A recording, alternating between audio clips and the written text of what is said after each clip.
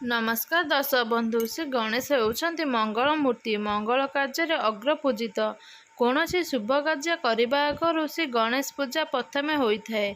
दर्शक बंधु केबे भाविछन्ति कि सबु देवादेवी आगु श्री गणेश को सर्वप्रथमे अग्रपूजित करा जाए काहेकि जदि जानि नाहांती आसन्तु सही विषय जानिबा आजिर एही वीडियो रे।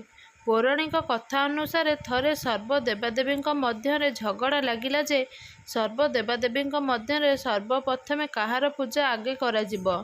सबु देवादेवी झगड़ा देखि नारद मुनि महादेव पाखक जीवाकू कहले। सबु देवतागण भगवान शिवंग पाखक गले और सबु कथा जणाइले। महादेव जेबे सबु कथा जानिले से एक प्रतियोगितार आयोजन कले। सबु देवदेवी को संपूर्ण ब्रह्मांड बुली आसिया पई कहिले। जी प्रथमे आसीब ताकू पूजनीय मनाजिब। यह शुणिबा मात्रे सबु देवदेवी निज निजर बाहन बसी ब्रह्मांड बुलिया पई बाहरी गले।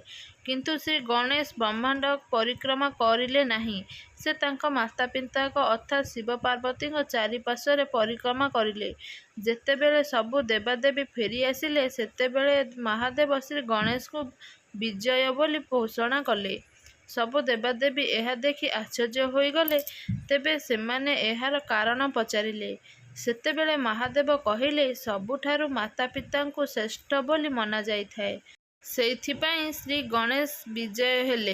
सेबेठारु सबु देवादेवी आगरु श्री गणेश को पूजा करा जाई थाए।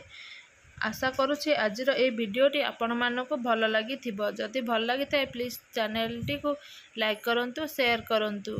चैनल ले नुआ थिले एबे ही सब्सक्राइब करंतु।